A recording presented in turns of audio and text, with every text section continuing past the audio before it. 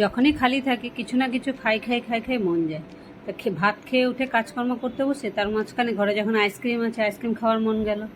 এখন আইসক্রিম খেয়ে বিকাল হতে হতে এখন 5:30 6টা বাজে, ঝাল ঝাল কিছু খেতে ইচ্ছা করলো। আবার কি খাবো, এখানে বসিয়ে দিলাম এই যে পাস্তা আর ভার্সমিল একসাথে করে। পাস্তা নামাতে গিয়ে দেখলাম অল্প একটু আছে, আমি যা যা আছে আমার হয়ে যাবে। তেলের মধ্যে একটু কুচানো পেঁয়াজ, একটু বাদাম, একটু কাঁচা লঙ্কা ভেজে বেশি করে 3-4টে কাঁচা লঙ্কা ওর মধ্যে 2 টুকরো করে দিয়ে দিলাম। আর এখানে পাস্তার ভাসমিগুলোকে মিশিয়ে একবারে সব মশলা দিয়ে নেড়ে চেড়ে ভালোভাবে করে খিচুড়ির মতো বানিয়ে মিশিয়ে নিলাম।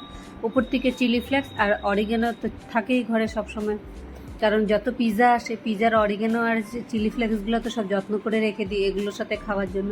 ভালো করে 2-3 প্যাকেট চিলি ফ্লেক্স আর অরিগেনো দিয়ে বানিয়ে নিলাম ভার্সমিল আর পাস্তা মিক্সড। এটা দিয়ে বিকালে রাত্রে ডিনারটা আমার হয়ে গেল। আপনাদের এই ডিনারটা কেমন লাগলো কমেন্ট অবশ্যই জানাবেন।